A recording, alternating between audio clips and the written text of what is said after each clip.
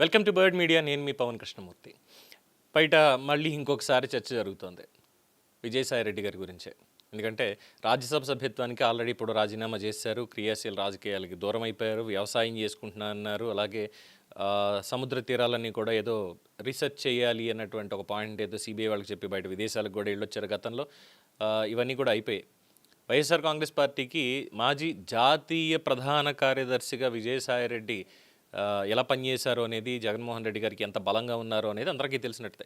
అలాగే గత కొన్ని నెలల క్రితం ఇంకోసారి మళ్ళీ కామెంట్ చేశారు, మళ్ళీ రాజకీయాల్లోకి తిరిగి వస్తాను, నాకు రాజకీయాలు వద్దు ఏం వద్దు అన్న వ్యక్తి మళ్ళీ రాజకీయాల్లోకి తిరిగి వస్తాను అని ప్రకటించడం అనేది ప్రస్తుతం చాలా ఆసక్తికరమైనటువంటి చర్చకి దారితీస్తోంది.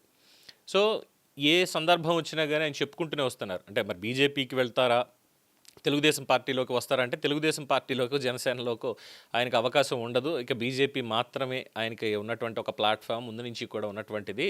ఎందుకంటే ఢిల్లీలోనే ఆయన ఎటువంటి లాబియింగ్ చేశారు, ఎలా చక్రం తిప్పారు అధికారంలో ఉన్నప్పుడు అనేది అందరికీ తెలిసినటువంటి విషయమే కదా అని చాలామంది మాట్లాడారు. సో ఆ తర్వాత కొత్తగా ఒక ఛానల్ పెడతాను అన్నారు. వైఎస్ఆర్సీపీలో ఉన్నప్పుడే నేను సరికొత్తగా ఒక ఛానల్ పెట్టబోతున్నాను నేను అన్నారు. అది ఏమైందో తెలియదు. ఇప్పుడు డిజిటల్ మీడియా వేదికని మొత్తానికి సిద్ధం చేసుకున్నారు. వచ్చే నెలలోనో ఇప్పుడు స్టార్ట్ అవ్వబోతోంది అన్నటువంటి విషయం కూడా తెలుస్తోంది.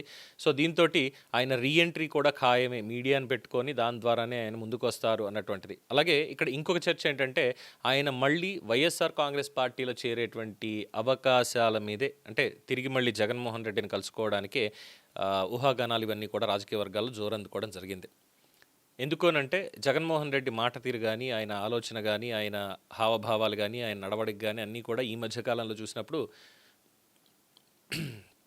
అంటే ముఖ్యంగా సాయిరెడ్డి ఆయన పక్కన ఉన్నప్పుడు, సాయిరెడ్డి వెళ్ళిపోయిన తర్వాత జగన్ ఈ రకంగా ఉంది. అంటే ఎంతలాగా ఇన్ఫ్లుయెన్స్ చేశారో అనేటువంటిది, అలాగే అవతల ఉన్న వాళ్ళు కూడా ఎంత ఇన్ఫ్లుయెన్స్ చేశారో అన్నటువంటిది కూడా తెలిసినటువంటి విషయమే.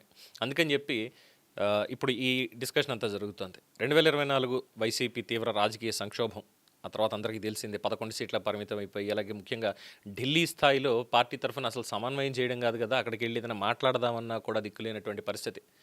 జాతీయ రాజకీయాల్లో పార్టీ గొంతు బలంగా వినిపించడం అనేది ఇక్కడ రాజకీయ నిర్ణయాల్లో వ్యూహాత్మకంగా గతంలో కనిపించినటువంటి దూకుడు ఇప్పుడైతే లేదు. అక్కడ మిథున్ రెడ్డి ఉన్నా, అవినాష్ రెడ్డి ఉన్నా, లేదంటే ఇంకెవరున్నా, సుబ్బారెడ్డి ఉన్నా, ఒక్కళ్ళు కూడా గొంతు లేవడం లేదు. ఢిల్లీ స్థాయిలో మనం ఏంటి అనేది తెలియడం లేదు అన్న అభిప్రాయం పార్టీ వర్గాల్లో కూడా వ్యక్తం అవుతుంది. At the same time Jaganmohan రెడ్డికి అత్యంత సన్నిహితుడిగా, పార్టీ వ్యూహకర్తగా పనిచేసినటువంటి సాయిరెడ్డి అనుభవమే ఇక్కడ మళ్ళీ అవసరం అవుతోంది అన్నటువంటి చర్చ కూడా పార్టీలోనే నడుస్తోంది. ముఖ్యంగా అప్పట్లో సాయిరెడ్డి ఉంటే అసలు ఢిల్లీలో అన్న పరిస్థితి ఏంట్రా, ఎలా ఉండేది?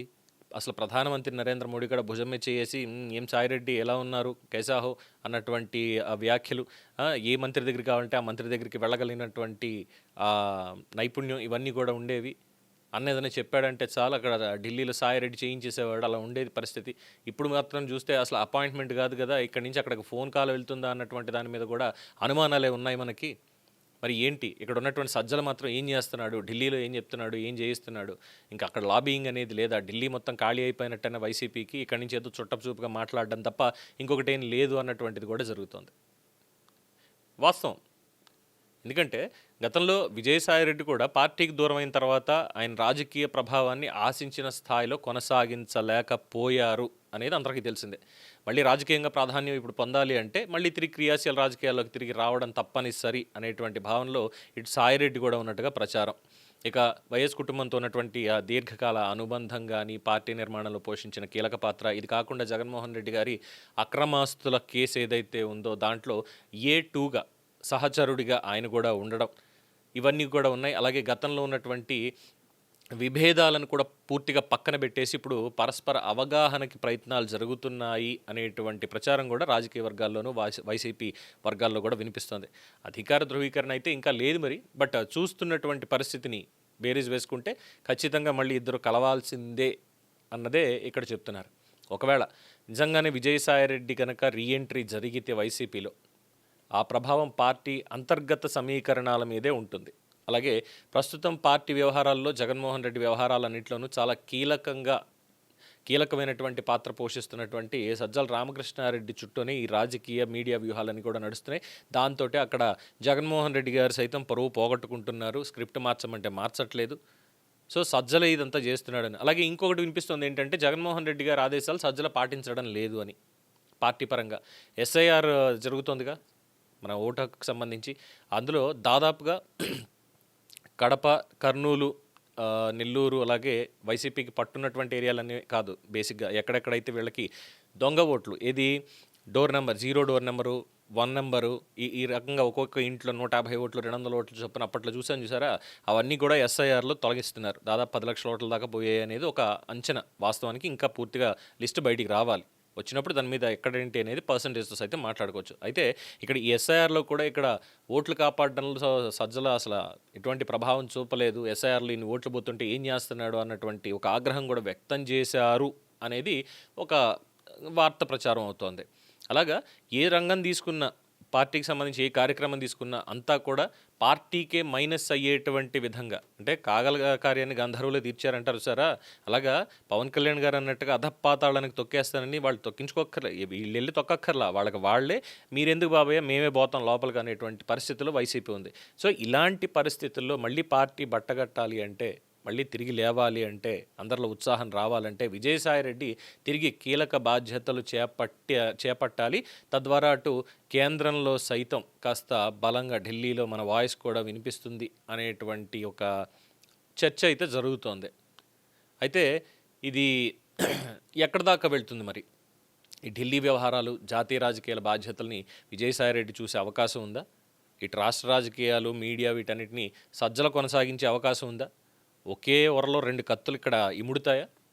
నాకు తెలిసి అయితే డెఫినెట్గా ఉండదు. ఎందుకంటే సజ్జలు వచ్చిన తర్వాతే, సజ్జల హవా పెరిగిన తర్వాతే, ఇంకా మాట్లాడితే 2019 ఎన్నికలు అయిపోయాయి. ఎన్నికలు అయిపోయినటువంటి దాదాపు కొద్ది రోజులకే, కొద్ది నెలలు అనుకుందాం పోనీ, కొద్ది నెలలకే పూర్తి స్థాయిలో కేవలం సోషల్ మీడియాకి అలాగే ఇతరత్ర ఉన్నటువంటి పార్టీ విభాగాలు ఏవైతే ఉన్నాయో, అనుబంధ విభాగాలు అంటే మహిళా విభాగం, యూత్ విభాగం, ఇలాంటి వాటికి ఇన్ఛార్జిగా సాయిరెడ్డిని పెట్టారు. అలాగే కేవలం విశాఖకి మాత్రమే ఆయన్ని పరిమితం చేసి మిగతా ఏరియాలన్నింటిలో కూడా, అంటే స్టేట్ వైడ్ ఉన్నటువంటిది ఢిల్లీ లాబింగ్ ఇవన్నీ కూడా ఆయన చేతుల్లోంచి తీసేసి కేవలం అక్కడ ఉంచారు. జగన్మోహన్ రెడ్డి గారు నా గుండెల్లో ఉన్నారు, కానీ ఆయన గుండెల్లో నేను లేను, వేరెవరో ఉన్నారు అంటూ కూడా విజయసాయిరెడ్డి వ్యాఖ్యానం అందరికీ తెలిసినటువంటిదే. సో ఈ రకంగా చూసుకున్న ఇప్పుడు సజ్జల వల్లే పార్టీ మొత్తం అంతా కూడా పాడైపోయింది, పూర్తిగా పోయింది. జగన్మోహన్ రెడ్డి ఇమేజ్ కూడా పోగొట్టుకున్నారు పూర్తిగా. మరి ఇలాంటి సమయంలో తిరిగి ఆ ఇమేజ్ లేపాలంటే సాయిరెడ్డి రావాల్సిందని పార్టీలోనే చాలామంది మాట్లాడుకోవడము, అలాగే సజ్జల్ని సాగనంపండి స్వామి అని చెప్పి విజ్ఞప్తులు చేస్తూ ఉన్నారన్నటువంటి ఒక సమాచారం కూడా బయటకు వస్తున్నాయి. మరి చూద్దాం, వీళ్ళిద్దరూ అయితే ఖచ్చితంగా ఒకే చోట ఉండనివ్వరు వెనకాల ఉన్నటువంటి వాళ్ళు కూడా. లేదు మనం ఖచ్చితంగా ఇంకా ముందు బలపడాలి, ఇంకా ఖచ్చితంగా వెళ్ళాలి అన్న దాంతో సజ్జల్ని పక్కన పెట్టేసి మళ్ళీ సాయిరెడ్డిని తెచ్చుకునేటువంటి నిర్ణయం జగన్మోహన్ రెడ్డి గారు తీసుకుంటే తప్ప ఖచ్చితంగా సజ్జలకి ఉద్వాసన తప్పదు, సాయిరెడ్డికి రీఎంట్రీ తప్పదు. బట్ రీఎంట్రీ అనేటువంటిది ప్రస్తుతానికైతే ఊహాగానమే. బట్ కొన్ని క్రెడిబుల్ సోర్సెస్ నుంచి వస్తున్నటువంటి సమాచారం, చర్చలు జరుగుతున్నాయి, మళ్ళీ సాయిరెడ్డిని రమ్మంటున్నారు అన్నటువంటి మాట కూడా వినిపిస్తుంది. చూద్దాం, మళ్ళీ 2019 ఎన్నికల సాయిరెడ్డి వైసీపీలో చేరతారా, ఆర్ ఏదో కొత్త రాజకీయ పార్టీ లాంటిది ఏమైనా పెట్టుకునే అవకాశం ఉందా, లేదంటే బీజేపీకేనా? వెయిట్ చేయాల్సిందే. దీని మీద మీ అభిప్రాయం తెలియచేయండి. చూస్తూనే ఉండండి ది బర్డ్ మీడియా. ఈ వీడియో మీకు నచ్చినట్లయితే లైక్ చేయండి, షేర్ చేయండి, సబ్స్క్రైబ్ చేయండి. మరిన్ని అప్డేట్ల కోసం మా వాట్సాప్ ఛానల్ను ఫాలో చేయండి.